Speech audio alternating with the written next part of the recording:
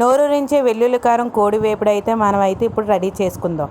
ముందుగా సాల్ట్ వాటర్లో అయితే చికెన్ అయితే బాగా నానబెట్టుకుందాం. ముందుగా అయితే మనం మసాలా ముద్దనైతే రెడీ చేసుకుందాం. జీలకర్ర, వెల్లుల్లి, కారం, పసుపు, తగినంత ఉప్పు వేసుకొని మిక్సీ పట్టుకుందాం. ముందుగా అయితే మనం వాటర్ లేకుండా మిక్సీ పట్టుకుందాం. తర్వాత కొంచెం వాటర్ వేసుకొని ముద్దలా చేసుకుందాం. ఇప్పుడైతే ఆనియన్స్ అంతా బాగా వేగిన తర్వాత మనం చికెన్ అయితే ఇందాక నానబెట్టుకున్నాం కదండి, సాల్ట్లో నానబెడితే సాఫ్టీగా వస్తుందని సాల్ట్లో నానబెట్టాను. చికెన్ అయితే వాటర్ మొత్తం పోయేదాకా మనం అయితే మూత పెట్టుకొని హై ఫ్లేమ్లో పెట్టుకొని ఉంచుకోవాలి. వాటర్ అంతా ఇంకిపోయింది కదా, ఇందాక మనం మిక్సీ చేసుకున్న మసాలా ఉంది కదండి, మొత్తం వేసేసుకుంటున్నాం. దీంట్లో కారం ఇంకా మనం ఉప్పు కూడా మనం వేసుకోక్కర్లేదు.